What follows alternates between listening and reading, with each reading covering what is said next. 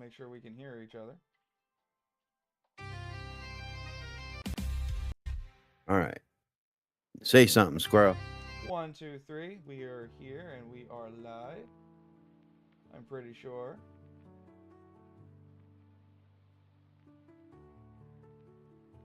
If not, that just means we'll have to unmute me. That's all. Oh, I'm pretty sure I heard noise. Now, it's questionable. For all those that are out there in TV world, thank you for watching at the moment. As we try and figure this out. That's right. Okay, how come I've got it's Okay, let's see. No, there's no sound for me either. Okay, let's see. Let me open this up. Oh, hold on. Disable. Okay, how's that? I still kind of have an echo. Wait. How's that? I have the echo, they don't. Oh, it's feeding back to you, but not to the stream. Yeah. See? Okay. That's. I will have to deal with it some, I guess. I'm about to say that's at least positive there. Yeah, I get to hear Swampy in stereo. Yay. That's right. Yay. Alright, so we got that going. Let me dial back my tunes.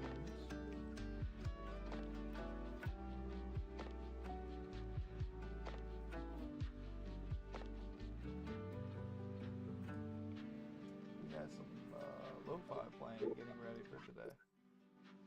There we go. Alright, so everything's showing lit up, ready to go. Yeah, it's just me trying to figure out how to mute the other echo because echo drives me. Hold on. Here, I have an idea. No, I have an idea. Okay. Oh, say something again? 1, 2, 3, 1, 2, 3. This is a sentence for audio test.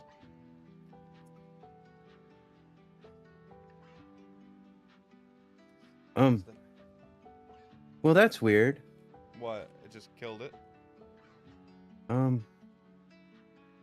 No. I can hear you, but I can't hear me. On your own thing? Yeah. Curious. How's that for wacky? Very. Hold on, let's try this. Ah. Let's see if yeah, because apparently my own settings are a little wacky. Let's see. Let's try this. Ah. All right. Let's see if yeah, because apparently. All right. Thank you, everyone, for taking the time in your very busy schedules while we work on testing the system out to figure out how it'll work right, so that we have both of us visible. All right. Can you still hear me? Yes. I can hear you. How it'll work right, so that and the stream can hear me. Both of us visible. All right. Ooh. Can you tell everybody that we're still nervous? Yeah, we're very new. This is only part 2. We're trying this. You sound like you're in the background though. I do. Yeah. Hold on, let me check. Yeah, we're very new. This is only part 2. All right, let's see. Audio controls. How's that? I need a little more than that. Need a little bit more than that? Yeah. All right, how's that? Okay, hold on. I need a little more than that. Need a little bit more than that? No, that works fine. All right, cool beans. I still hear you. I mean, well, not that that's a bad thing, but I know what happened. Weird. Okay, so. All right, let's do this. All right, I can hear your stream though. I'm sorry. Yeah. Give me a moment, because I'm unfortunately. No, you're testing. I was just making sure you know where we are. I'm sorry. Yeah. Give me a moment. Well, hold on. That's weird.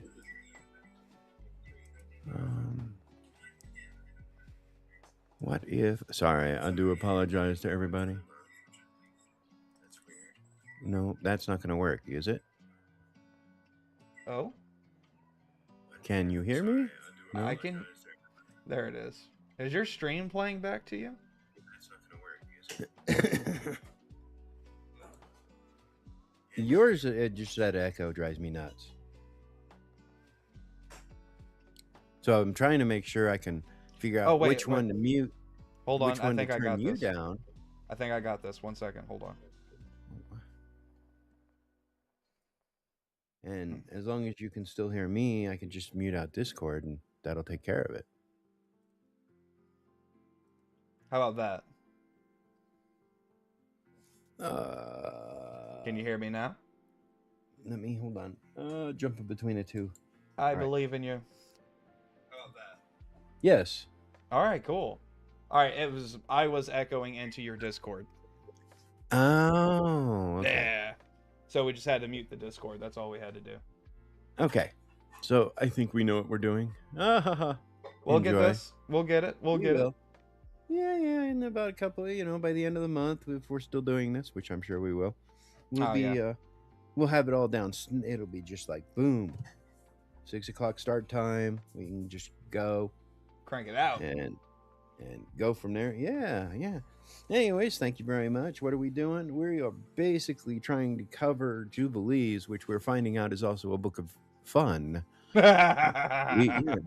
Jubilee in and of itself, because we have the Greek version, which I had been reading and studying myself, was the Greek translation, which there will be historical notes to that, only to find out that there's an Ethiopian translation that is different.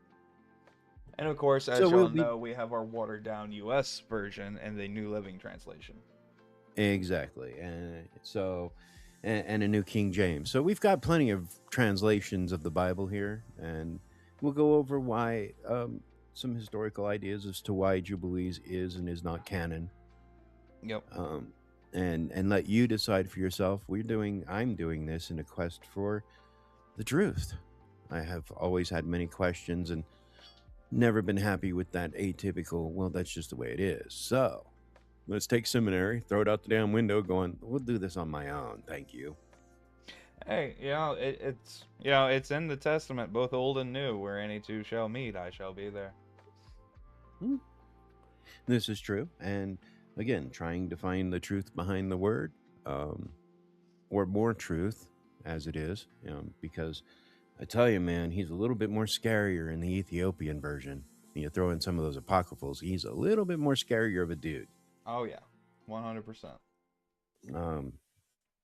Now, one of the examples we'd come across in our very beginnings, and we only really intend to do this for an hour, but it's open discussion, so... It can go over. It can go over a little bit. So please feel free to, if you have any questions or comments or anything, but keep it polite. That's all we ask. Why? Because, again, we're going over Christianity, and, well, there you go. That's right.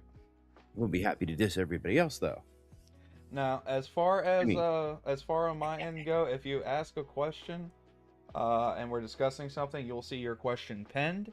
It will be there to remind me to answer your question, at least to the best that I can, or pass it on to DNL over here. One of the two will happen. There we go. And mine is just straight TTS, so there we go. You're a brave man. Yes, hey. And the funny thing, when we get to know, once again, proving every culture, the crow is an asshole. There are reasons I picked a crow. All right, so for everyone who is not familiar, as we dive into this, the Apocryphas are written from the perspective of Moses being sat down saying, write this down. So even though we're talking about Genesis, you would actually be starting on page 174, just so you know. How do I know this? It is open on my screen, and as the bird has noted, it is it's been fun to go through. Oh yeah, and then there's my printed version as well, which of the Ethiopian Bible. I have a printed version in front of me, large print, because I'm And I have the PDF file for the Ethiopian pulled up on here as well, and my personal Bible right here. It's not your little pocket Bible, I hope. Kadoom! It definitely grew. No, man, this is the Bible I've had for like the last 17 years. This thing's all types of beat up. Oh, made it a real hemp. Okay, so where would you like to start? Because we covered a lot in our little break here. We did. We were discussing a little bit beforehand. We were talking about and discovering the differences between the Greek Orthodox version, the Septuagint, yes, and the Ethiopian version, and there's some huge differences, but again, it's still a lot of the same stuff. Yeah. Well, it goes back to what we're talking about. You know, when the King James was penned, it was penned for the common man and the levy to understand. You know, and the Greeks, they expanded their vocabulary to try to encompass a lot. So some things are worded differently, and don't worry, I have all of those highlighted up through Genesis 4 so far. And for those who were here for part 1, we were kind of just bopping around trying to see how we felt about it. Like drop for you, sir. Have a great stream, 07. Kind of trying to set up some semblance of a template to follow. 6 o'clock. 07. So we kind of settled. I thought it was best to just go back, and we'll just start at chapter 1 of Genesis, because there's a lot in there to also point out that gets later on as we go through the apocryphal. Again, would be good to cover. So I thought, okay, I've been praying for truth and discernment, so we'll start with chapter 1, book 1, depending on which copy you've got. Right. As I pointed out in the last stream, my printed version is very different than the PDF that we both have. I mean, we both have the same PDFs, so at least we have that to work with. We'd also previously to this, we've been discussing timelines and so this particular part, we're still trying to feel around, because again, now we have 3 versions of Genesis to read from, and I don't know if we want to spend an hour just reading from Genesis. I will probably do that on a completely separate stream where I just read from the books, and then this would be discussion of either past or presently recorded for on my end. I'm not sure about Swampy over there, but we can talk about that. We'll see. Exactly. I have a lot going on. Yeah, I know, and maybe I'll just give you permission to post it on your channel anyway. So whatever. Right. Yeah. So everybody can kind of keep on the same page, so to speak. Right. If I do that, I'll be reading from my printed copy, which is the Greek translation of the Ethiopian Bible. And I pointed out to him, and we'll get there, because there's, oh my gosh, where do you start? As he pointed out, in the Greek translation, you have an angel coming down to Moses, and the first chapter of the Greek version covers the angel talking to Moses in the year 250 Anno Mundi. Now, Anno Mundi is as it kind of starts time on the calendar of Jubilees, and we'll get into that a little bit. With year 1 being the creation of Adam. Yes. Even though there'd already, again, there's some discussion about time, and oh my goodness, trying to understand time even is going to break your brain. Even though, again, I found direct quotations. I know that there's a specific word in Aramaic for a 24-hour period, which is a day, and that works in with the Ethiopian Bible, again, because once you establish what a 24-hour day is on Earth, it also says that the heavenly tablets, and there's a lot of reference to the heavenly tablets, And we'll kind of get into that some. The heavenly tablets have written on it time and everything already laid out in a 364-day year. Mm-hmm. Now, Swampy, you had pointed out to me, because at this time, where's okay? Oh my gosh, where do you? There's so much information just in these 4 chapters, even. Right. And one of the things we were talking about, and references of the Greek translation and in the Apocryphals, it is important to understand that the Greeks understand time in brackets. At least the the ancient Greeks. So what he was talking about, Anno Mundo, was the time frame that they use, and it's listed as AM. It tells you right there. That this is the calendar they use to mark the years of the time of Adam and the time past Adam. They do not change the time over until I believe it's the time of Rome, where you will see they will swap to BC and one other time bracket. Yep. I don't remember what the other one is offhand. To be fair, we covered a lot today. Yeah, I know we should have just gone live early, an hour early. Which is a possibility, just so the audience knows. It's something we'll consider. Again, we're still trying to figure out how we want to do this as well, because we had covered the Greek version, the Greek translation, not only starting with Moses and the angel coming to Moses because God told one of the angels of the presence, and we'll get into that too. Oh my goodness. To go down with the heavenly tablets and to give to Moses what had happened in the past up till now. This is how Moses ended up with the 10 Commandments.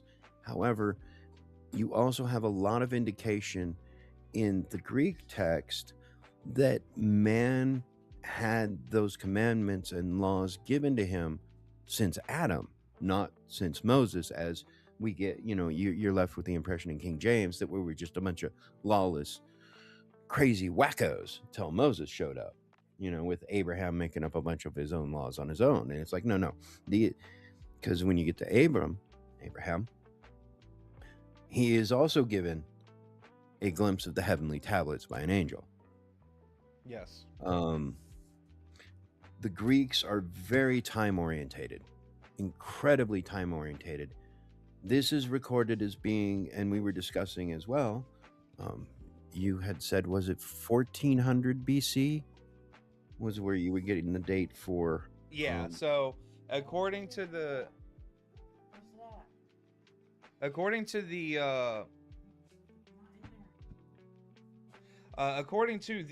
Hebrew translations, the penned time for Genesis in the age of Moses was 1450 to 1410 BC.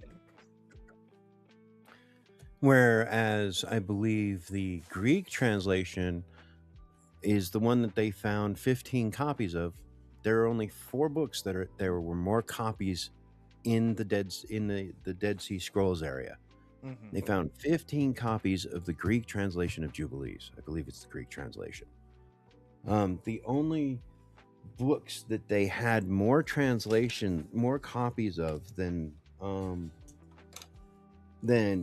Little Genesis, which is the book of Jubilees, as well, would be I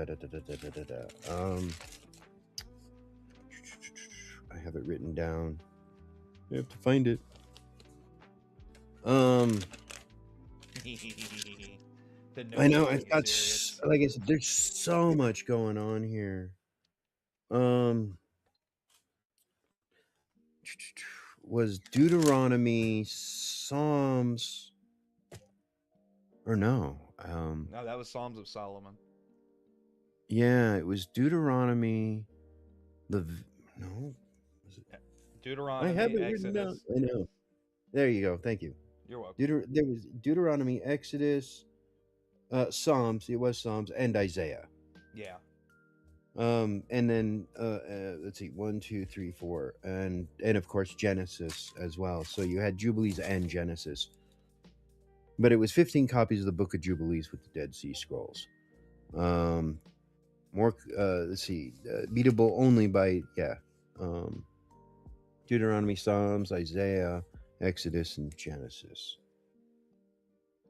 So I mean that's quite a bit when you think about it. And these would have been the Coptics that were copying that, and that's whole nother timeline. So they've dated that to about 200 BC for the Greek translation.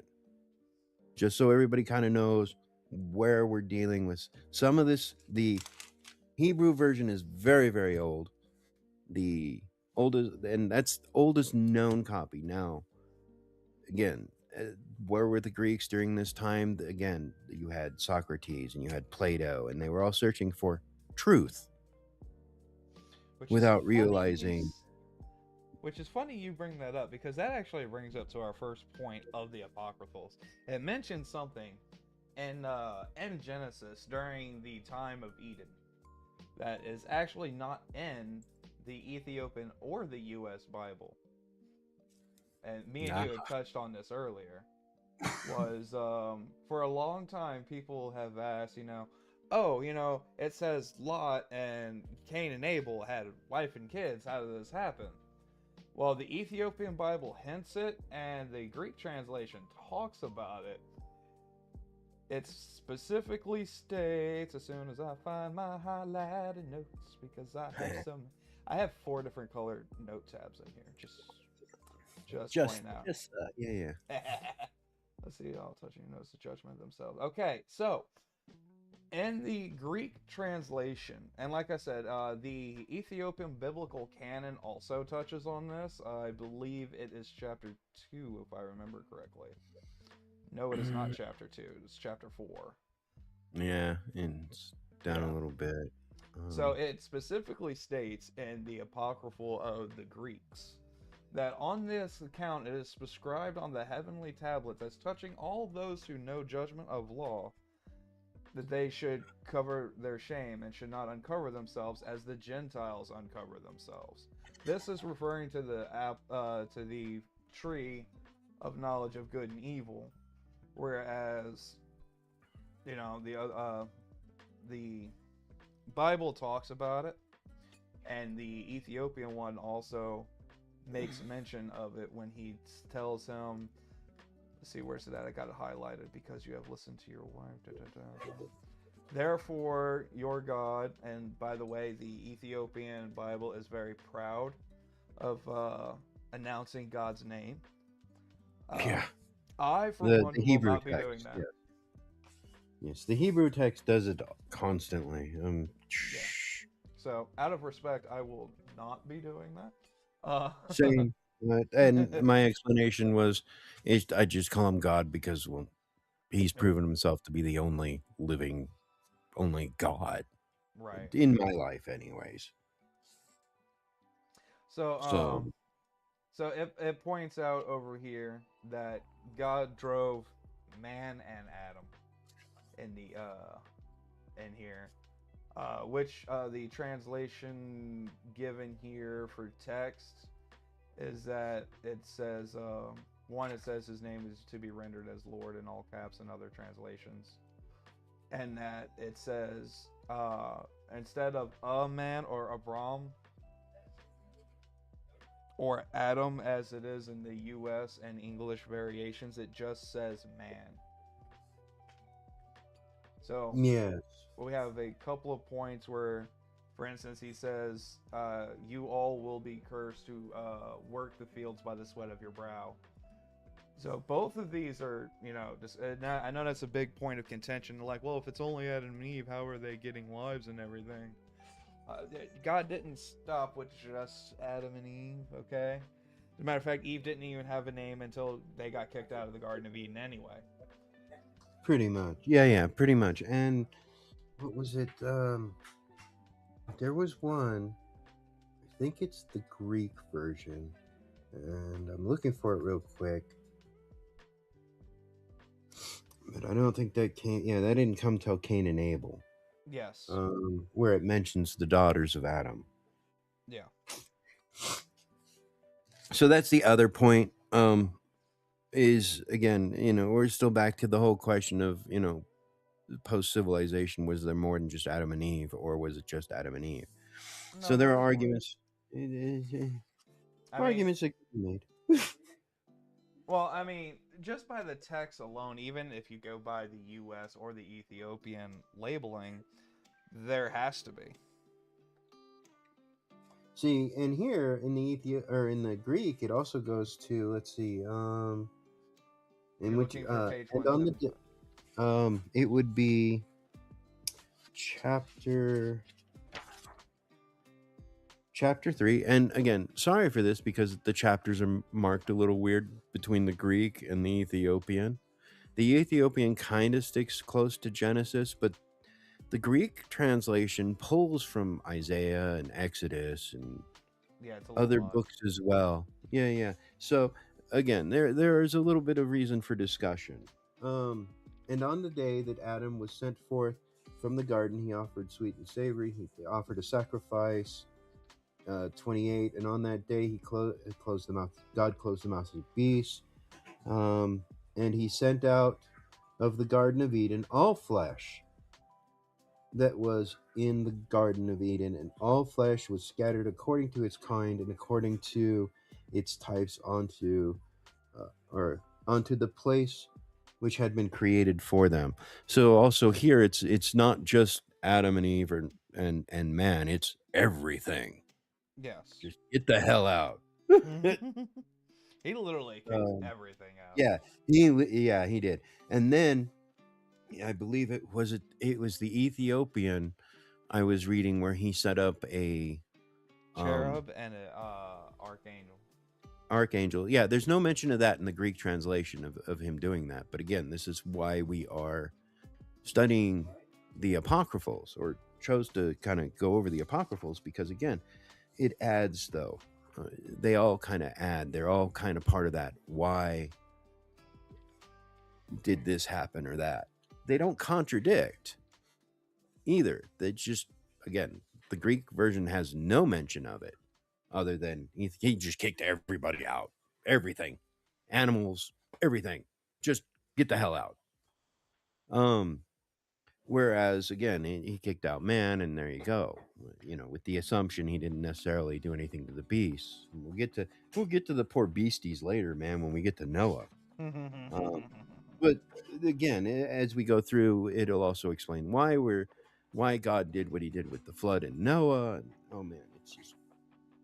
All right, so for referencing for everybody, while the Greek translation likes to leave that part out, it is in the Living Standard Bible for both the Ethiopian Bible and the U.S. Bible. It specifically states that Lord stationed a mighty cherub to the east of the garden, placing the flaming sword that would flash back and forth to guard the way to the tree of life. So yeah, he wanted to make sure nobody found that, and it was a sword that pointed in all directions, or I believe it. That it shimmered in all directions. Yeah, it basically attacked in all directions. Yes. So there's no way, and that was set up around the tree of life. Yes. So for those of you who don't know, the tree of life is shorthand for the tree of knowledge of good and evil. Exactly. Yeah. Exactly. There you go. So it's interesting. And what else was there that had because we've already jumped to the fall of paradise, man. Again, and yeah, he didn't really name Eve until afterwards. What I was noticing that's interesting when you're with the Greek is, again, since they're so focused on time, was that first day God created the angels on day one. So they are not obviously not beings of flesh, because all translations basically says he did not create a being of flesh and blood until the sixth day. Yes. So, and they get into here, what he created on what day as well. But the heavens on the first day, which would include the heavenly host as well as all the stars in the sky. Go away. And then cattle on the second day, birds on the third, and on the fourth, what was it? All that moves on the earth on the fourth day, and that which moves in the water on the fifth day, and Adam named all of them. Because it's referencing paradise, and Adam was created on the sixth day. So they were all trumped in front of Adam, according to the Greek translation, so he could name everything, including the platypus. God sense of humor. No, and let us be clear let us be clear that our U.S. Bible says the same thing. God said, "Let the earth produce every sort of animal, producing offspring of the same kind." Then God said, "Let us make human beings." If you have a study Bible, you'll notice the asterisk.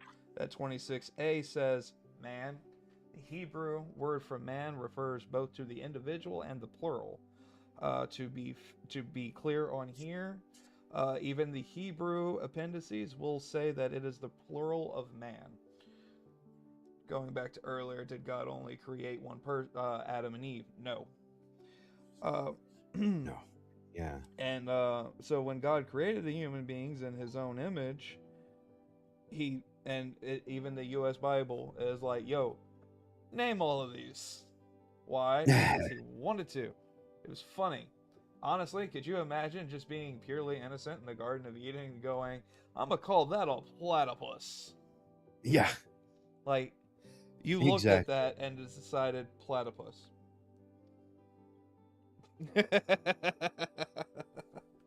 Well, I mean, catawampus comes to mind. Yeah, it would leave things askew. I know what I did there. Yeah. The catawampus means askew, if anybody didn't know that. Yeah. Exactly. Sorry, like I said, my dad grew up in Virginia. I actually know this stuff. Now, an interesting thing with the Greek translation as well is chapter 1 of the Greek translation does not start off with the creation of the universe. Chapter 1 starts off with Exodus. Chapter, chapter 24, 15 to 18. Yes. And for them, it's chapter 1 through 26. Wow, they added some stuff. Yes. And I want to take this opportunity once again. I'm sorry. To say that when I believe it was John who wrote Revelations said, "Do not take away or add to this book," it was more in reference to just Revelations. Just saying. It was, yes.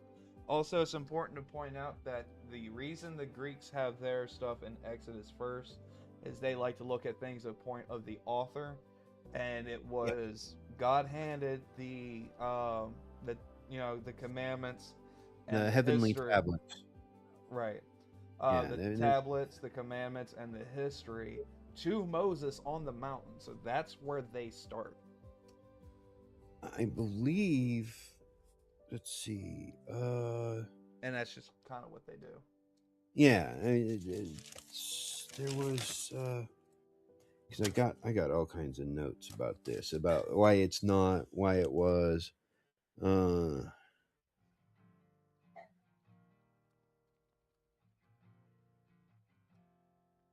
Politics. Yeah, why wasn't it including canon? Politics.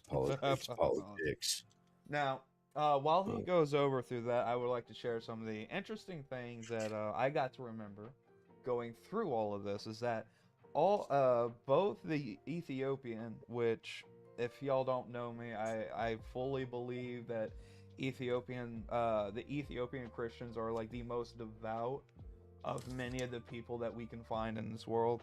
But their Bible and our Bible makes a very strong sentence here, just as a funny, while he pulls up his notes, is that God took the legs from the serpent. It's like, you shall now crawl on the ground and eat the dust of the world.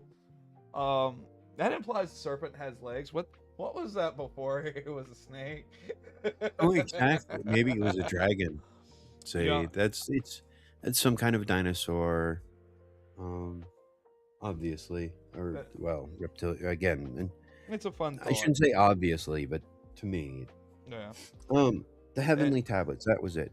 They're referenced in John as the heavenly tablets, where, and throughout little Genesis throughout, and I'll try to use little Genesis for the Greek version, and Jubilees for the Ethiopian. That is actually what the Greeks call it, little Genesis. And throughout little Genesis, again, chapter 1, you have it again, where it's already implied that God had already, because when you go to, again, not meaning to jump, but this thing does a lot of that on its own. Little Genesis does. When God had one of the angels come down and teach Adam and Abram to read and write. When we get to Abram, there's some interesting aspects about that, about the tablets as well. But these are the same tablets. Now, I'll have to figure out why that's not working. What's not working? What you got? Oh, my TTS. Oh, your TTS is failed. So, Junior, yeah, and I think I know why, but I'll figure it out here in a second. Junior Disciple Gaming says, if it's good enough for the Book of Revelations, it's good enough for the rest of the Bible. Don't add to or and don't leave out. Well, again, that's why we have. That's why we have all three in front of us. This is why we have the apocryphals. Is again, it's it's. I still a lot of people support the idea that when John wrote that, he was applying it to the entire Bible, but already by the time of John, you had changes in the Bible, such as little Genesis specifically. And the reasons for little Genesis not being included in the Bible in canonization in 400 AD is because the Jews had already thrown it out. Yes. Blame the Jews. I know your notes said don't blame, but oh well. Jubilees has. Sorry. No. I was going to say. I mean, I know the Bible. I know a lot of people get from the Bible. It says don't blame. The Bible points out not falsely accusing. If somebody removes something, because you got to realize, God held both Adam and Eve accountable for eating from the tree of life. Even though Adam didn't know what his wife was handing him, he should have known better because he was shown the tree. This is why he was also punished. I think he knew. I mean, again. Well, stating from the mind theological discussion there. Well, yeah, stating from the mind of innocence. Let's say you have a little kid, right? Yeah. And even though you told him, "Hey, don't eat this candy," and you hand it to him, what's the kid going to do? Yeah. It's Sparrow. The kid still knew. A salt rock. Lamp. There you go. I told him, don't lick this. And what did he do? He licked it. Right. The first minute he could when I walked away. I can still see his tongue mark on it. But anyway, sorry. But that a lot about Genesis is what happened, why, and accountability. So remember, you can't falsely accuse people. There's even a part of the New Testament, which we're not going to quote or jump to, but know that it says if you have a problem, you go to the person, then you bring them to you and a witness, and then you bring them before the church if they still refuse. You are to not falsely accuse people. You can say, hey, you did this if they did this, but you are to remediate that first and then bring forth if they refuse. You just can't falsely accuse people. So you'll get me pointing out a lot of others. Again, I've studied other religions. So part of the reasons that little Genesis and the Book of Jubilees are not included, and this is just a couple of reasons. Politics. Jubilees has the hint of what is it? Sanctrism, sectarianism. There we go. I knew I'd find the word. And basically it was really followed by the Assyrians. Yeah. And the Pharisees, the Pharisees, well, again, since the Assyrians weren't popular with the Assyrians, it was more reason to cut it out of the book. Jubilees is not mentioned anywhere else in any of the books as well. Another reason why they tossed Jubilees out.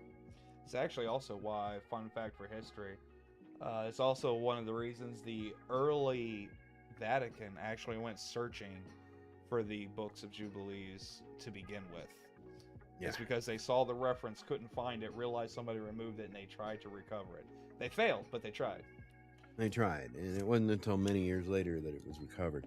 Now, Little Genesis also concentrates very heavily on a 306 on the calendar being a 364 solar year, easily divisible by 52 weeks. There are a few days added that are counted but not counted on the calendar to keep the calendar correct.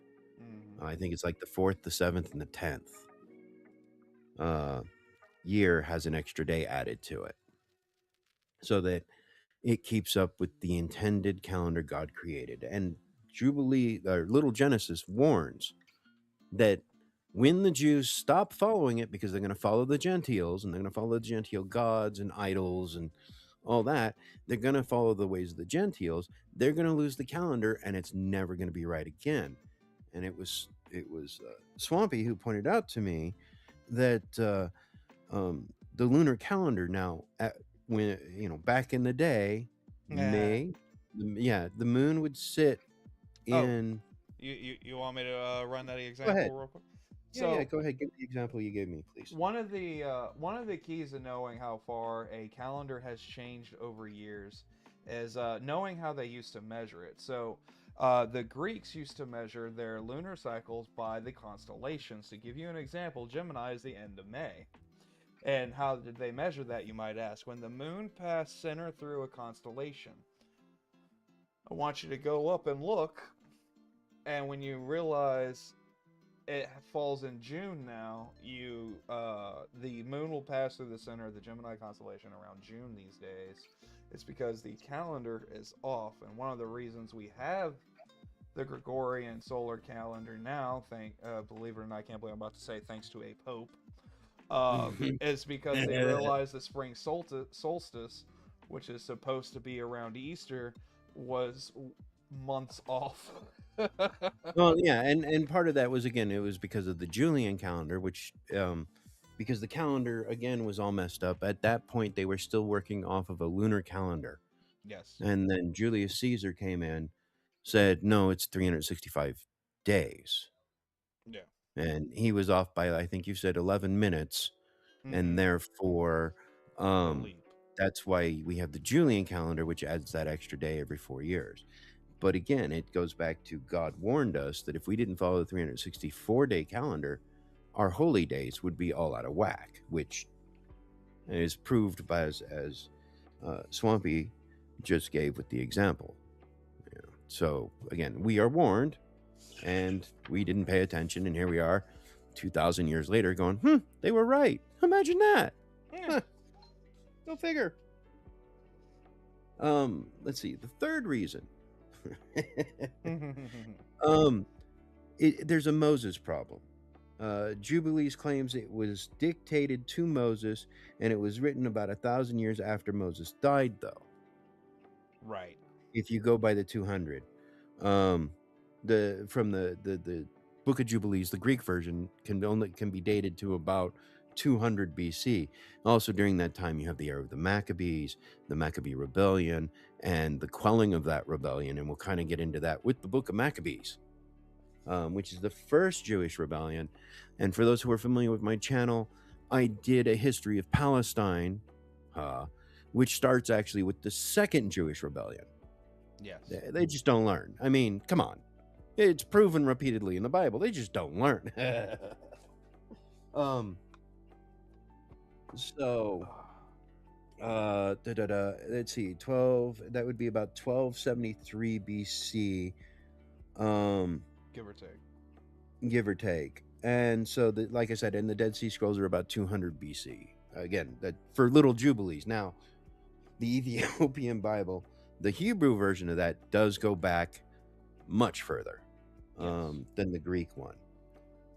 And then there's the Sound of Silence, 2,000 years, word of mouth, before the Torah even became written word. Right. Is the estimation from archaeologists, give or take, whatever. Yeah. So again, and then how often is Jubilee mentioned in the other books that are canon? Not at all. And Genesis covers, it's kind of like one of those cases where Enoch, the book of Enoch, as you go through it, a lot of what Enoch teaches, the morals that come with Enoch, the takeaway of Enoch is along the lines of accountability, but it's not, it's the same moral message that you can find in other books as well. So let's just remove the Nephilim altogether, because they're a problem. Yeah. And we'll get into that a little bit here, because again, there is, I haven't read all the way through the Ethiopian version. It's in there. But with the Greek version, in Little Genesis, there's a demon, one of the fallen angels. It's not Lucifer. It's another one of the Nephilim, another one of the Watchers, those early angels that fell, that became corrupted. And I believe was it during the time of Noah? Sorry, I have been reading so much lately and doing so much research. I'm a little confused.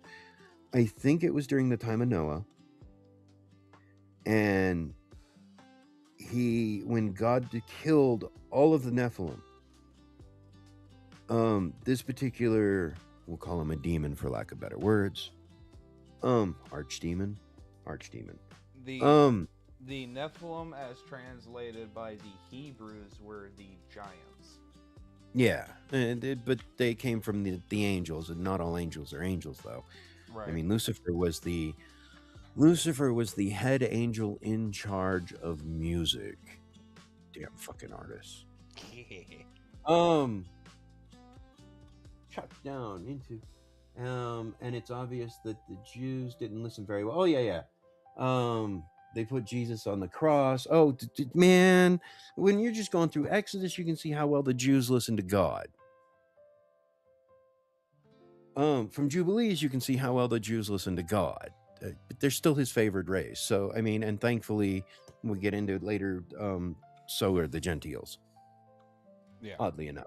Which is, yeah, it's just, it... See, the Gentiles have the excuse of, not being directly handheld by God. Thankfully, yeah. There's a couple instances like that where it's like, yeah, but the Gentiles, they'll come to me, but yeah. Right. Because the Gentiles are the offspring of Japheth. But again, we're getting ahead of ourselves right now. That's, that's still a couple chapters ahead. But there are references to the Gentiles. Not necessarily in these first 4 chapters, so I'm getting a little off topic. I apologize. Anyways, because of the Sound of Silence is not mentioned anywhere else, Jubilees, nor, I mean, there's some references. You can see the fingerprints of Jubilees all throughout the words of Jesus, actually. So it's part of the reason we are reviewing these again is it's obvious that the early Christians knew of these books, again, whether they considered them as scripture or not, but they were aware of the teachings of the books because, again, Jesus in the red letters speaks of certain aspects that you get in Jubilees, just as also the book of John referring to the tablets, the heavenly tablets, where your sins are written and recorded, as well as all your bad and good deeds are recorded for God to appropriately judge you. Right. It gets into There's a lot of heavy accountability for Genesis and all of that. Yeah, there really is. Genesis is, man himself must be accountable for his actions. Repeatedly, throughout all of Genesis, that is the one thing you can honestly stand by and say, this is the main takeaway from Genesis, is that you personally are accountable for your actions, not your brothers, not your dads, not your mothers, your own actions you are personally accountable for. And we're going to see that in Genesis 3, and obviously everyone knows the story of Cain and Abel. But try to pull us back into where we were. Oh yeah. Well, and Cain and Abel are really interesting. There's some neat stuff in little Genesis. And it's interesting because was it Jubilees? Is it I can't remember if it's restricted to just Jubilees are you talking about the building? No, I'm referring to the fact that man must not kill. Oh, that's in all three. That's in all three. Okay. Yeah, and the consequences of man killing man is a bad no. It really, I mean, you really pull that out though from Genesis, because again, you've already got, because because Adam ate of the fruit of knowledge, you already have God cursing him, going, yeah, the land's going to be an asshole to you. You're going to get weeds, you're going to get thorns, you're going to screw up, farming is not going to be like it was. Yeah. Now, to help touch on that, by the way, disciple is right. Yep. The aspects of accountability that go through Genesis. Remember what I said earlier, and I'll just go ahead and read a part of it real quick. Since you, long story short, because we're, actually, no, we got time. I'll just read the whole thing. Yeah, God wonders where they're at. And, was it Adam or Eve that said it? It was Adam. I was afraid to walk before you because I am naked. And God's like, who told you were naked? And that's when, God comes down on them from eating from the fruit of the tree of life. And Eve's immediate excuse was, the serpent deceived me, that's why I ate it. So the Lord punished the one who deceived them, the serpent, telling him you will crawl along the earth and have your mouth of dust for, And then God turned to Eve and was like, because you have done this, you are cursed more than the wild and domestic. Oh, wait, sorry, that was the serpent. I will sharpen your pain of pregnancy and pain when you give birth. You will desire to control, but he will rule over you.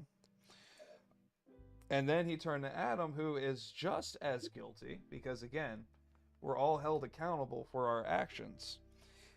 And he says, you listened to your wife and did exactly what I told you not to do. And basically, Adam cursed the right of farming, to where we have to work extra hard to grow our crops and everything out of the ground, because it'll grow weeds, thorns, thistles. And the earth will just not yield to you like it did during the time of Eden. All parties, when something happens, is accountable. And as far as God holding accountable for killing people, well, this is later in Genesis, so we're not going to touch it. I'm just going to summarize it saying, yes, you are allowed to defend yourself. Killing and murder are two different things in all three accounts of the Bible, because I specifically went looking for that. Killing out of any type of sin, whether it be jealousy, hate, anger, pride, it does not matter. Apathy, even. Knowledge of good and evil. Right. Carries the punishment of God, where if anybody were to kill Cain, they're going to be punished 7 times over. When someone tried to kill the son of Cain, they are to face punishment 77 times over. So because they are to live their lives in fun, I guess would be the best way of putting it. Simplicity. And it says, hear my voice, listen to me, you wives of Lamech. I have killed a man who attacked me, a young man who wounded me. If somebody kills Cain, So if someone who kills Cain is punished 7 times, then the one who kills me will be punished 77 times. Yes, he taken a life, but it was in self-defense. God did not punish him for defending himself. He punished the man who tried to kill him. Accountability is held on all sides. I'm gonna have to hold up my Bible because I just realized my avatar digs into his own armor when I look down to read. Well, that'll teach. Correct. This is lengthy. It was the tree of knowledge of good and evil. Yes, it was the tree of good and evil. As the American Bible does it, after announcing the tree of good and evil in the appendices, it states with the asterisk present saying the tree of life, for the sake of the tongue. Whereas I have to admit, one of these copies, I have to remember which copy it was. Oh my gosh. Left me with the impression, even though it doesn't say it directly, I'm just saying I was left with the impression personally, that you had the tree of good and evil, okay? Mm-hmm. And you had the tree of life as a separate tree.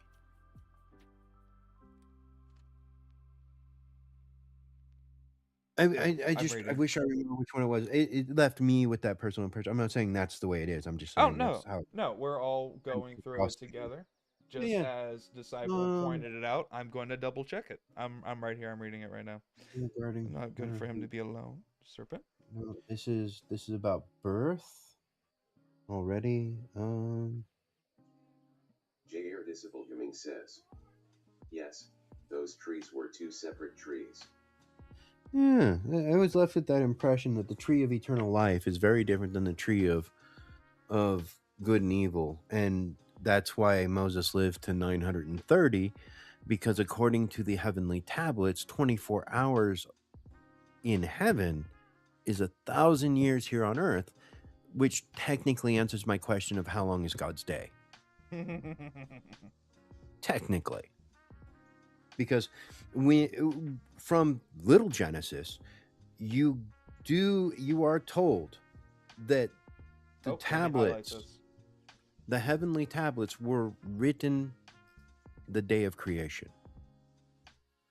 So on day 1, he wrote the tablets out, and just as, and it continues to state it, because he also had the angels circumcised, which means the tablets came, and then then the law was followed, and when he created the angels. So okay, so the appendices, I did misread the appendices just real quick. So the tree of knowledge of good and evil is a separate tree from the good of life. Down here, I have 2 appendices in my study Bible that are right next to each other. Just no, he pointed it out. I want to let him know he's correct. That's what this is. I thought somewhere I had once read that the tree of knowledge was referred to as the tree of death. That's why another reason why I had because again, it's the death Adam eats the tree, he would die that day. But this is the appendices I have right here. So the tree of knowledge of good and life is also known as the tree of death of innocence. For acquiring the knowledge of good and evil is referred to as the tree of death of innocence. And right there underneath it, lined up with each other, the tree of life. Yeah, see, and that's why I'm like, I think this is where, and I'm going to make a nerd reference, this is where Tolkien got his reference for the 2 trees. Yeah. In the Silmarillion was from the tree of life and the tree of death. And the heavenly host singing praise from day 1, which again is referenced throughout Genesis, that he got from, because he was very Catholic, he got from here. Yeah. So again, not just early Christians knew about these books, but for some reason. So,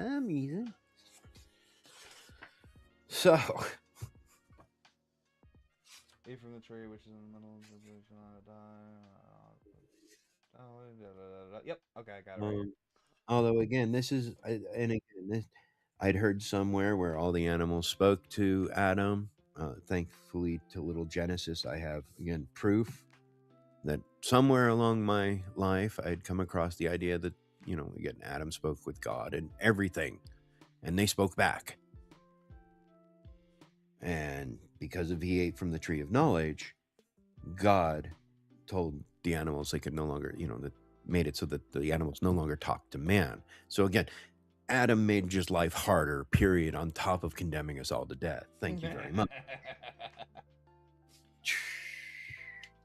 Well, I see a lot of people like to think of it that way, but hear me out. If Adam did not eat from the tree of knowledge and good and evil, the only people, right? The only people that would be there are those that God created during the time of the garden. Yeah, and I'm always left with the impression that's not as many as we want to think it is. I mean, because there's obviously lands outside of Eden, though. Because immediately when God casts them out, they're already heading to another country, another land, another nation. Well, you got to keep in mind, God does one thing and then does the next thing. Thinking in our time, that's very fast. However, we are also discussing a being whose time is like 1,000 years in a day. Yeah, exactly. So kicking everybody, including Adam and Eve, out probably did not happen the same air quotes day. No, probably. But again, I am in the little Genesis, it talks about how Cain and Abel weren't even conceived until after Adam was kicked out. Yes. So, Adam and Eve, I should say. And she wasn't allowed to enter right away either, according to the Greeks. Yep. And for anybody who's wondering, it is right here. That is where that is. It's right here. Yeah. She was actually, because there's a whole chapter on giving birth and how long you have to wait before you can enter a sanctuary. Yep. Depending on whether it's a boy or a girl, because they made Adam wait 40 days before he could enter Eden, and Eve had to wait 80 days according to Little Genesis. I don't see that one in the U.S. standard. Yeah. The waiting 80 days part. Yeah. It's not mentioned there. It's interesting that it's in here, and I wish again.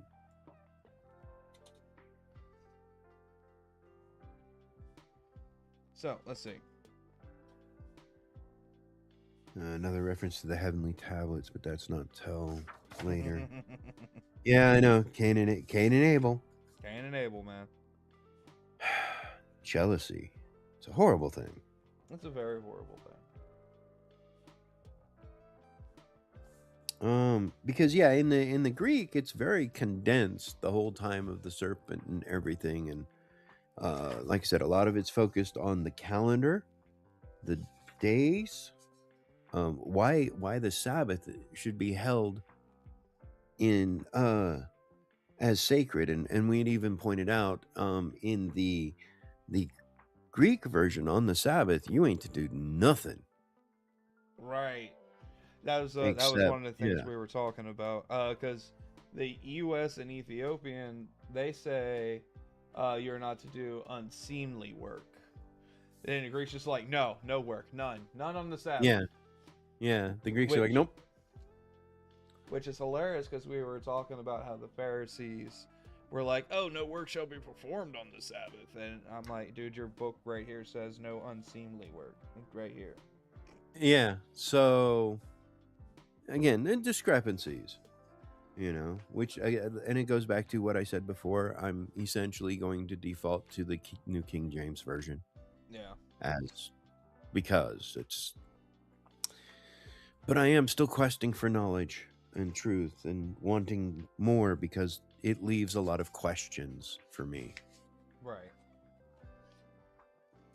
As it should. Which, yeah. again, and because we're encouraged to improve ourselves, and well, the best way to improve ourselves is through reading. Just saying. That's right. You know, and also just as a side funny, could you imagine having a child at 130? These people were on some life juice, dude. I'm telling you. I had my youngest at 40. Okay. Wow. I'm just gonna say, wow. Compared to my first, which I had at 21, I had a lot more energy back then. I'm just saying, man. Just saying.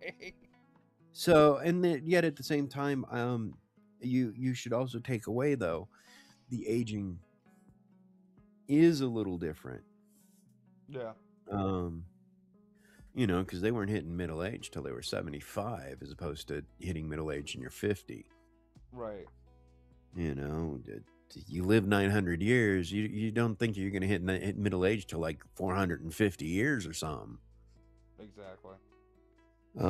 But I am left with the impression in every time, though, as far as that initial age to adulthood is kind of, well, that's kind of varied some too, sort of. Yeah. It's, again, time is so weird. Time is very weird. Man, we get into talking about physics at that point. So, let's see, what did we reach out to? Forever. So that's where they were kicked out. God guarded the tree with the cherub and the flaming sword.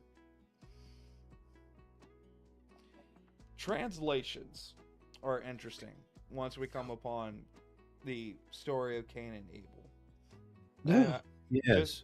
Just to give an example on just the basics of it, not the Greek or the apocryphal, but just the basics, you have 14 translation notes. Just going through Cain and Abel. And the reason these are important is, again, most languages use either asterisks or other things to differentiate words. To give you an example, Eve says, "With the Lord's help, I have produced a man." But if you look at your translation appendices, it can be seen as acquired, produced, or given life to, which are all saying the same thing. Just as an interesting point when you're going around translations, man, translations. But and different. So going back to the accountability part of Genesis, Little Genesis, Jubilees. Jubilees does like to focus on like the whys and whatnot, whereas the Genesis and the Greek one like to focus on this happened, so this was the consequence. And each one of these are going to be a different type of accountability. You looked at Adam and Eve, and it was the accountability of shame. The story of Cain and Abel is the accountability of jealousy. And the reason is because Cain and Abel both presented an offering to God. And God accepted Abel's. Shocker. And he liked the smell of burnt meat. So, apparently, with the example of Cain and Abel, with the example of Abram, over and over and over, I'm going to say, God likes a good cookout. That's right. You're going to see that a lot. Yeah, he likes a good cookout. All right, so the reason going through like a church Bible study, they'll tell you the story of Cain and Abel is that of jealousy. Is because jealousy is the root of anger. Yes. Given the story of Cain and Abel, like I said, they both presented offerings to God. Cain through his fields, Cain, sugar cane. Anyway, and Abel through his lambs, and God accepted the lamb. And so God's like, "Why are you so angry? Why do you look so dejected?"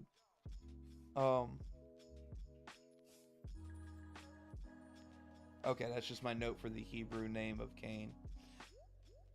But you will be accepted if you do what is right. But if you refuse to do what is right, watch out. Sin is crouching at the door, eager to control you. But you must subdue it and become the master of it. Cain had that anger in his heart, anger and jealousy in his heart to begin with.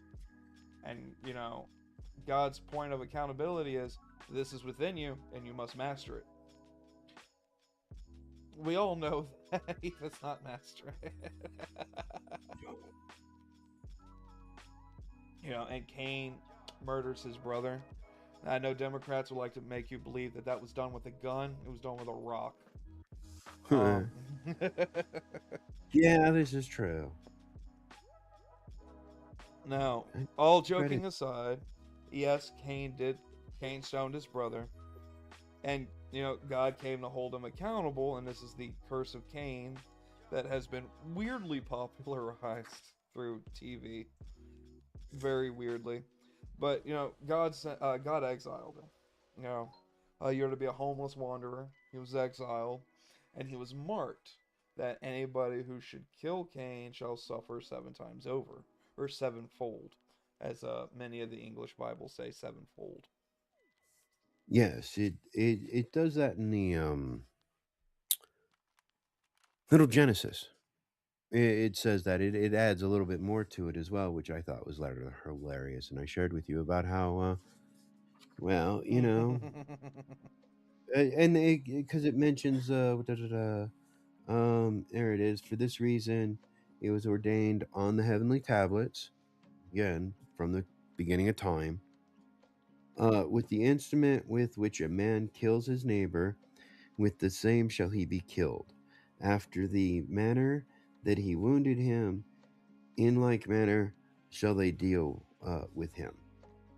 And the reason I say that is because, well, Cain died because a stone hit him in the head, according to Little Genesis. Yep, His house fell. Yep, and that is one of the differences that that's the Little Genesis is the Greek one, right? Yes, Little Genesis is the Greek one. See, this is where I read that one thoroughly. It's the other ones I'm like, oh, here, I got a lot of homework to do. Yeah. So this is where a lot of people run into problems.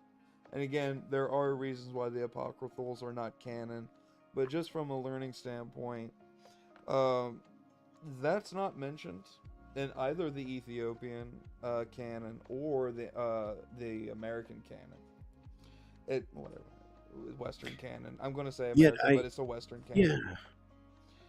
I remember something somewhere, but yeah, it's again, it may be just this. I was blessed to go to different churches when I was young. Hey, well, family, different beliefs. I mean, on my dad's side, his mom's sister and her husband were Lutheran, but my grandma was Baptist. So, anyways, thoughts behind the different churches and belief, even though we all kind of had the same thing. There are, like, the Calvary tend to believe that predestiny and freedom of will are the same thing. Yep. And I've heard that, and I've tried to wrap my head around it, going, yes and no, I guess. I mean, when it comes to the Book of Life, I can help you with that one. Well, maybe. And I can actually use your own story to help explain it. Okay. All right. So when you told your son not to lick the salt rock lamp, you knew he was going to do it, right? Yeah, exactly. Okay. Yeah. So if I want something to have the free will to choose me, but you're also, well, I shouldn't say it that way. If you're God and you want something to choose, you still know what's going to happen. You still know if you leave that piece of candy out, the kid's going to take it. If you tell them not to lick the rock salt lamp, they're going to lick it. Yeah. If you leave the cake out in front of a dog, the dog's going to eat it. Yeah.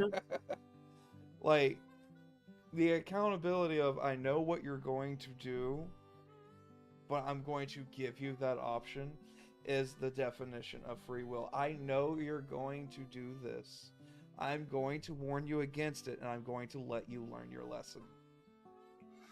No, and again, it's like the heavenly tablets. Mm-hmm. Everything's already written down, so that makes it a lack of. If you are a being such as God, who exists outside of time, and you're at the beginning and the end at the same time, because that is how God is described, existing at both the beginning and the end. In the end, yes. You already know what's going to happen. Pretty much. Instead of taking away the free will of, I know you're about to do this, so I'm not going to let you do it.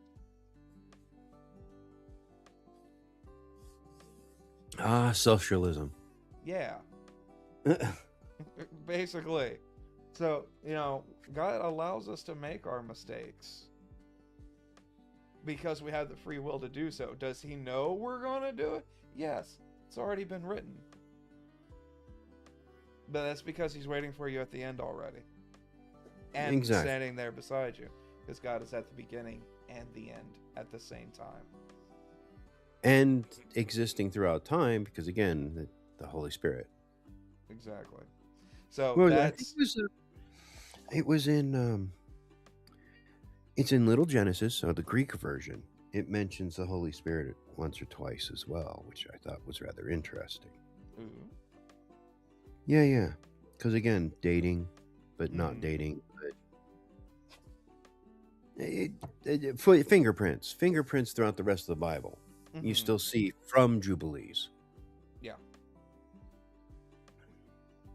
But, so if anybody has any trouble with the whole, free will versus preordained, there you go. That is the best way I have ever come up to explain that. If you're there at the beginning and the end, you already know what's going to happen, but you're not going to try to change it by going, no, don't do that, it's a bad thing. You let them learn their mistake. Just like when you have a teenage boy and he's about to go do something stupid at a party, you're either going to stop him right there, or you're going to be like, he's got to learn.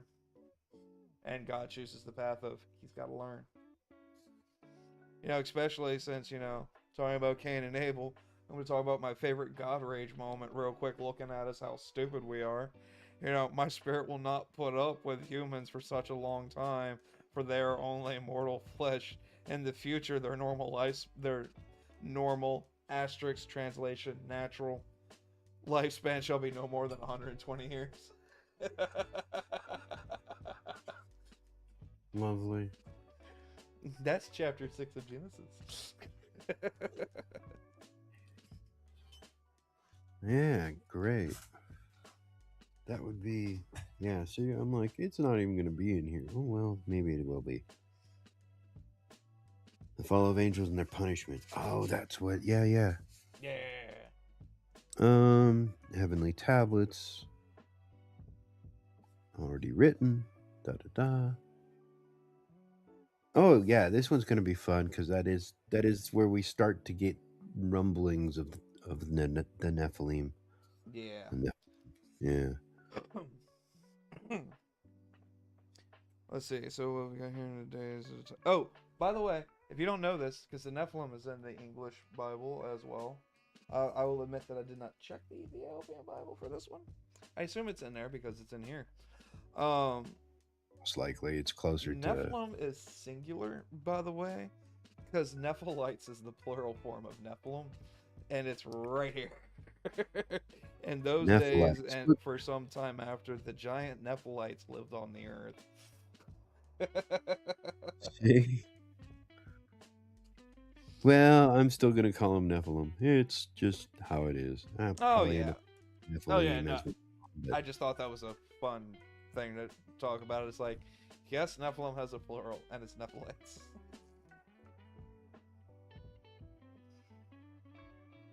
Let's see, Gabriel, who became hero of the famous one. Ooh, this is where it talks about... a version of evil. I can't. And where's this? I'll send you the name later. Okay. I can't find it at the moment, but I think this is. Like I said, I've been cramming through and reading this because I've just been dying to read this, and I've got the Greek version of it because, well, you know, Japheth. Anyways, hey, at least now I'm blaming my grandfather, great. Anyways, you get the idea. Now, you feel like trying to dive into Noah there? Oh man, There's a lot to unpack with Noah. That I think we should actually, since we're getting close to the Noah thing, we should save that for its own episode. I think. Okay. Because No, there's. I agree with that. I just didn't know what you wanted to do. Yeah. I mean, we can touch a little bit on Cain and Abel, but I think we'll stop and then cover Cain and Abel. We'll go over the patriarchy of Adam to Noah. Maybe building the ark, because there's a lot. I mean, we've already talked a lot about that too. Now, for those of you who don't have a study Bible, I just want to point out we can talk about the measurements of the ark, because for anybody who's wondering, I keep saying study Bible. I don't have the Bible, my 17-year-old Bible. It's not the one you pick up from Barnes and Nobles, and it's all pretty looking. No, I have indexes. I have what you call it? And I have notations. I have references, the insights, the annotations. Half of the pages of my Bible is about the translations of everything. What things were converted to and how they measured out. Where did the actual text come from? I have a full-on study Bible. So when I'm going to give just a quick example. We're not going to go into it. I can tell you that the 300 cubits in the Hebrew measurement and the European measurement is 138 meters.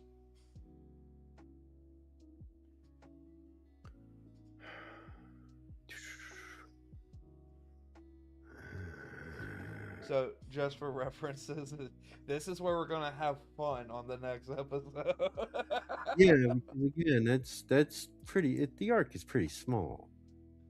Well, you gotta. How old was he at the time? 750.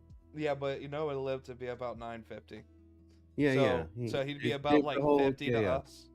He'd be like 50 to us. Yeah. And I don't know if you've met a lot of Marines. A lot of them build boats in their 50s. 138. Now, as far as does it take them 150 years to do it?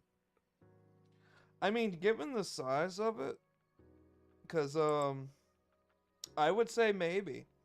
I mean, you're talking about he didn't have tools. He had a tongue and groove. He had a wedge. There's a couple other things that he'd have to have done with the technology at the time. Bend the wood properly if you're going with the round one as opposed to the concept of a box. Well, let's see here. There's arguments to that too, of whether he built a ship or just a box. Well, I'm gonna go with. We'll go into that. But yeah, according to what I got here, from my reasoning of boat building, one of my hobbies is woodworking. Looking at what is in my study Bible here, no, it was not a box. But again, we'll go into that. We'll go into that in the next one. Because Cain and Abel, while there's a lot there, it will be kind of short because there's more of Cain and Abel as you go along. Yes. Again, Little Genesis is good for that. I mean, the main takeaway I'd say for Little Genesis is that in these first 4 chapters, there's a heavy importance on time. Mm-hmm. Which again, being Greek, kind of explains that. Yeah. So let's see what we got here. But again, part one of the other reasons I didn't cite as to why they didn't include it is because little Genesis flat out just says this is what the angels told Moses, but it's not technically written by Moses himself. Yeah. Don't ask.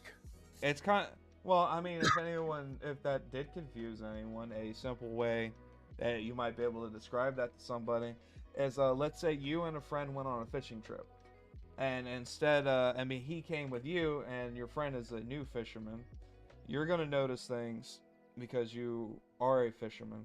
And his friend's going to ask your buddy about the fishing trip. And the problem is he's not going to be able to recall everything immediately. And the problem with that is now his friend also doesn't know all the details. So you have 3 different stories of the same fishing trip. Pretty much. I mean, that's really what it is just which is why I'm like, yeah, we should kind of go over it because there's more to it. It's a little different. Little other things were recorded, remembered, as opposed to just what Genesis. Because even Genesis, there's a lot in Genesis. I mean, Oh yeah, no, we barely touched on everything he did in that first day. Right. I mean, when you think about it, like as far as anybody who might ask me, I like the Ethiopian Bible, but I'm gonna tell you why first. Remember how we were just talking about the story of a story of a story, or as the art world would call a daguerreotype? Yeah. Okay. Christianity was in Africa before it was in Europe. Yes. A lot of people like to forget that. Ethiopians were like the first, were some of the first non-Middle Eastern Christians. Yes, but who's the people who spread it to the rest of the world? The Jews. That would be the Greeks. No, that would be the Greeks. The Jews didn't do it. The Jews kept it to themselves. Busy staying away from the unclean. The Jews went to the Gentiles. No, not always. Well, no. One of the takeaways you get from Little Genesis, okay, is the Jews really weren't happy with the Gentiles. Because remember, the Gentiles had just kicked their ass. Romans. So, yeah, the Romans. Again, you get the Greeks, you get the Romans. Japheth gave us the Greeks, the Romans, the Italians, the Spanish. All of those peoples, those nations came from Japheth. But again, that's Noah, and we'll get to it. And the expansion of the word of Christ was, crusaders. Booyah. Yeah. And it goes with part of the curse that Noah gives. Actually, again, we'll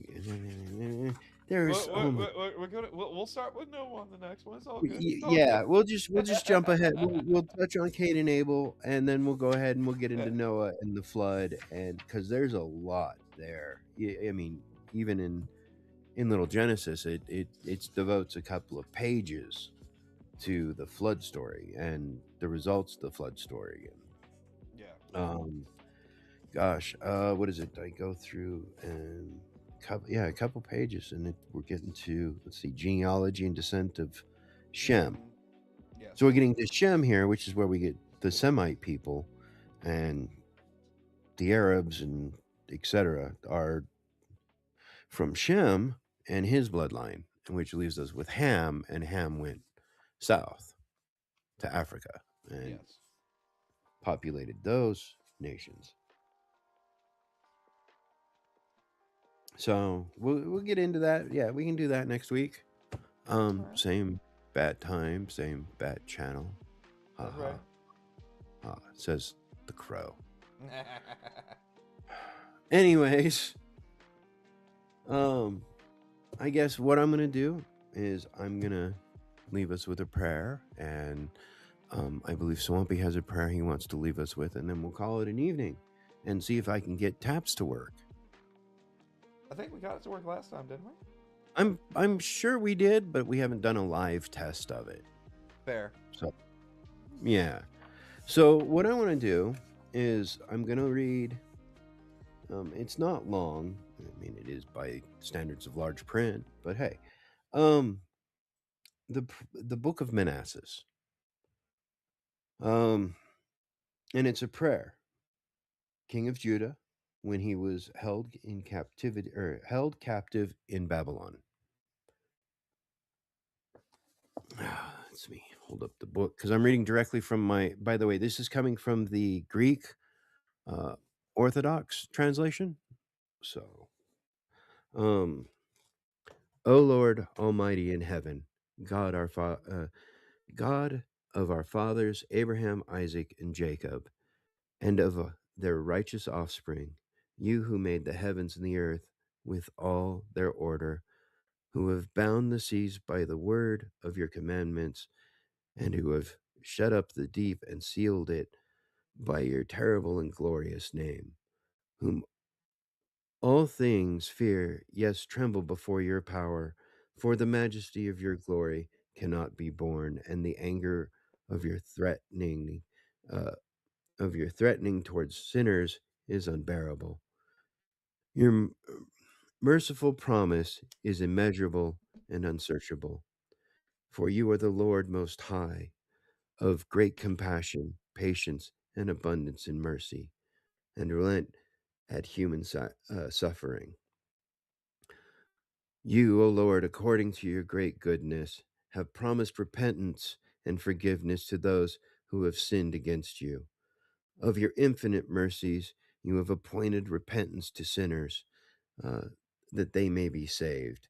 You, therefore, O Lord, who are the God of the just, have, have not appointed repentance to the just, to Abraham, Isaac, and Jacob, which have not sinned against you, but you have appointed repentance to me, a sinner. For I have sinned more than the number of the sands of the sea. My transgressions are multiplied. O Lord, my transgressions are multiplied, and I am not worthy to behold and see the heights of heaven for the multitude of my iniquities. I am bowed down with many iron bands, so that I can't lift up my head by reason of my sins. Therefore, I have any relief, neither have I any relief, for I have provoked your wrath and done that which is evil before you. I don't do your will, neither do I keep your commandments. I have set up abominations, and I have multiplied detestable things. Now, therefore, I bow the knee of my heart, asking for your grace. I have sinned, O Lord, I have sinned, and I acknowledge my iniquities. But I humbly ask you, forgive me, O Lord, forgive me. Please do not destroy me with my iniquities. Do not be angry with me forever, for by reserving evil for me. Don't condemn me into the lower parts of the earth, for you, O Lord, are the God of those who repent.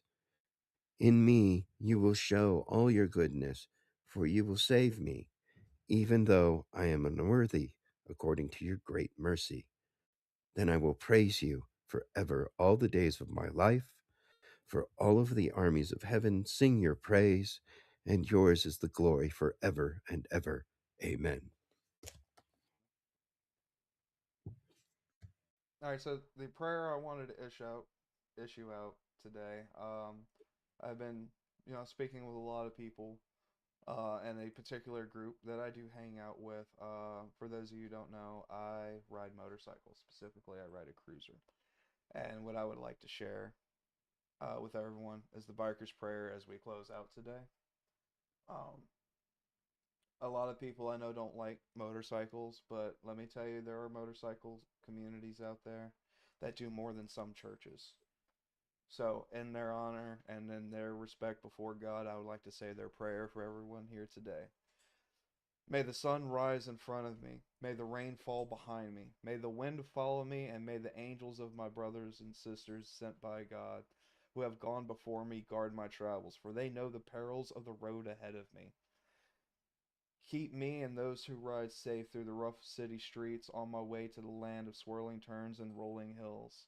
Let the colors of autumn keep me warm, and the eagles which you made guide me towards mountain tops.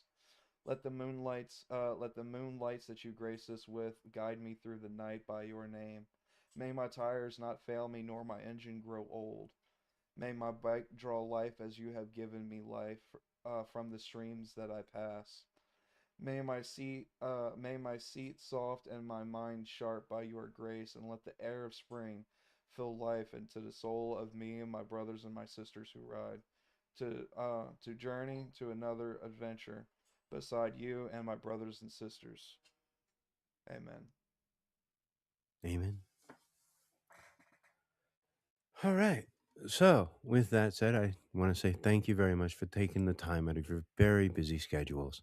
If you were unable to catch our live show, leave a comment down below. We will get to respond to it. And please I join have a us. separate notebook just for that, guys. There you go. So please join us again next week, and where we continue part 3, kind of get into Noah and the flood, which that's going to be fun. Oh yeah. I'm still looking forward to the first, second, third, and fourth book of Enoch. Oh, that's going to be fun. So it's gonna be a lot of fun. Oh yeah. With that, we're gonna try this. I'm hoping it works properly. I'm We're pulling gonna up your end. stream right now to make sure the audio goes through. Okay, cool. We're gonna end the show as I usually do all of my shows. We're gonna end it with a little bit of history of Taps, by John Wayne, and then of course, Taps itself is performed um, by the United States Marine Corps. Taps. It also has the words. I see, and part of the reason I do include Taps here is because I remember going to church. I was at boot camp. We sang the words Taps. Deal with it. So with that said, thank you very much. God be with you. God bless you. God bless America. And God bless and protect our troops. And that does include the ICE agents. So with that said,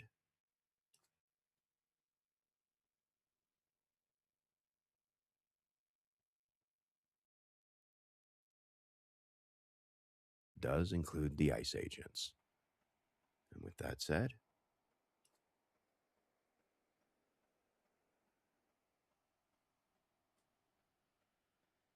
If you pressed play, it's not playing.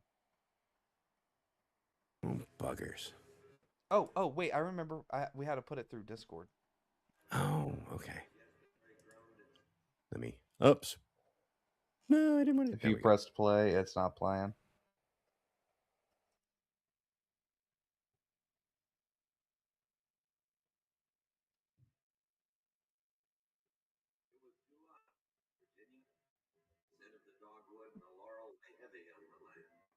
You're gonna need to unmute your Discord section.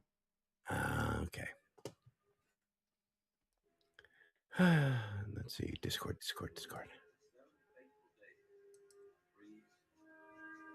yes, the very ground itself. I shuddered under the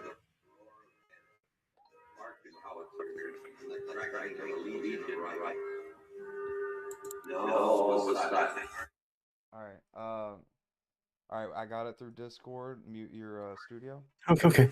All right. It's a little off, I can hear, but it'll do. All right. Restarting. So, oops. Apologize. And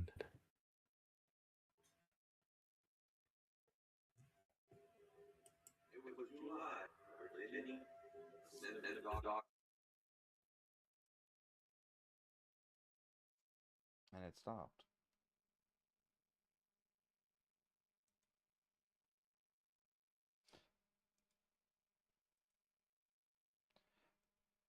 Let's see.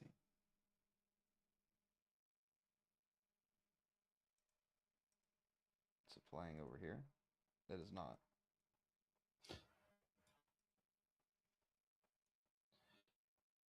Let's see.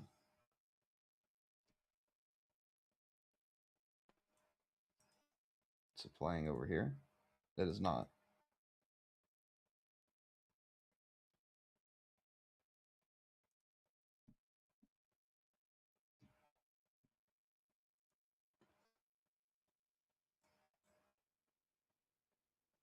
Okay, so this is not muted, right? Let me see. Nope, full volume.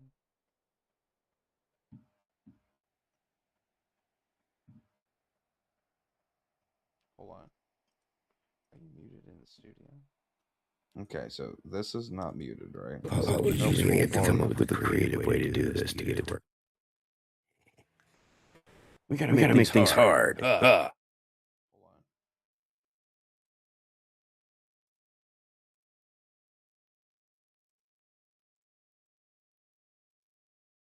Okay. Let's see.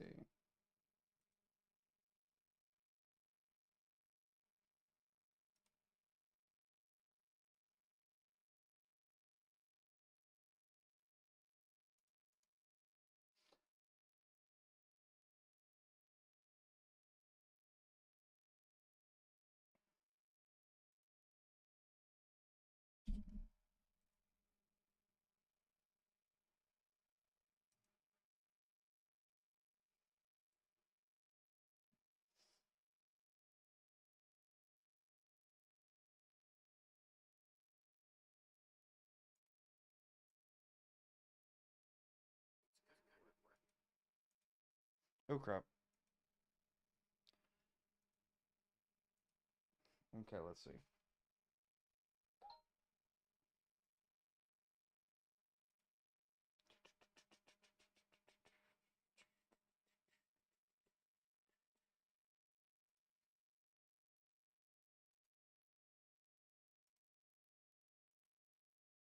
Okay, I have an idea. Unmute your Rumble Studio.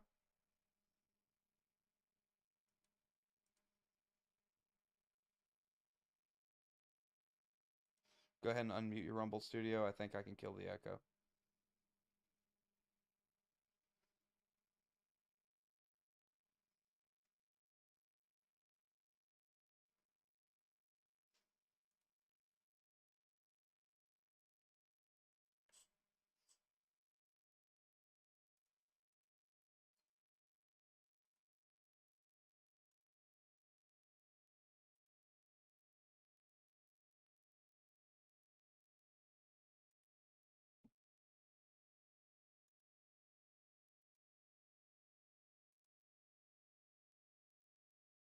Unmute yourself in Rumble Studio.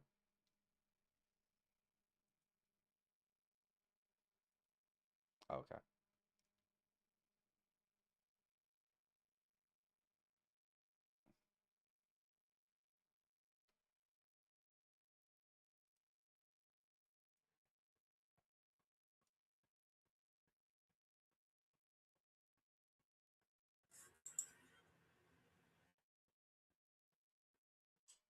For a second.